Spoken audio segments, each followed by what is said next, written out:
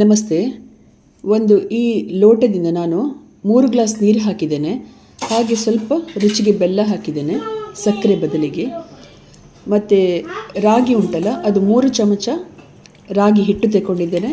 ಅರ್ಧ ಗ್ಲಾಸ್ ನೀರು, ತಣ್ಣಗೆ ನೀರು, ಆಯಿತಾ, ಬಿಸಿ ನೀರಲ್ಲ, ತಣ್ಣಗೆ ನೀರಲ್ಲಿ ಮಿಕ್ಸ್ ಮಾಡಿ ಈ ಬಿಸಿಯಾದ ನೀರಿಗೆ ಅದನ್ನು ಹಾಕ್ತಾ ಇದ್ದೇನೆ.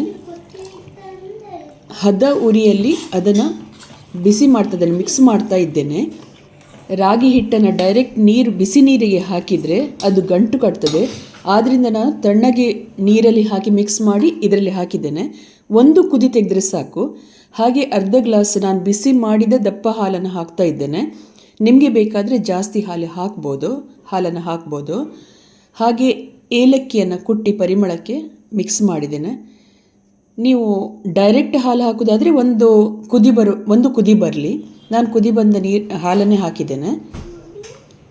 3 ಗ್ಲಾಸ್ ನೀರಿಟ್ಟದು, ಅರ್ಧ ಗ್ಲಾಸ್ ಹಾಲು, ಇನ್ನು ರಾಗಿ ಹಿಟ್ಟು ಮಿಕ್ಸ್ ಮಾಡಲಿಕ್ಕೆ ಅರ್ಧ ಗ್ಲಾಸ್ ನೀರು, 3 ತಗೊಳ್ಳುವಷ್ಟು ಆಯಿತು. ಪಕ್ಕ ನಿಮಗೆ ಇನ್ನೂ ದಪ್ಪ ಬೇಕಂತ ಆದರೆ ಇನ್ನೂ ಸ್ವಲ್ಪ ಜಾಸ್ತಿ ಕುದಿ ತೆಗಿಬೋದು. ಆದರೆ ನನಗೆ ಸ್ವಲ್ಪ ತೆಳ್ಳಗೆ ಇಷ್ಟ ಆಗ್ತದೆ. ಹಾಲು ಜಾಸ್ತಿ ಬೇಕಾದರೆ ಹಾಲು ಜಾಸ್ತಿ ಹಾಕಿ ಮಕ್ಕಳಿಗೆ ಕೊಡ್ಬೋದು. ಇವಾಗ ಚಳಿ ಸ್ಟಾರ್ಟ್ ಆಯ್ತಲ್ಲ, ಅದಕ್ಕಾಗಿ ಇದು ಇವಾಗ ತಂಪು ಅಂತ ಹೇಳ್ತಾರೆ. ಒಮ್ಮೆ ಮಾಡಿ ನೋಡಿ. ಖುಷಿಯಾದರೆ ಖುಷಿಯಲ್ಲಿ ಲೈಕ್ ಕೊಟ್ಟು ಖುಷಿಯಾಗಿದೆ, ಆಯಿತಾ? ಬಾಯ್.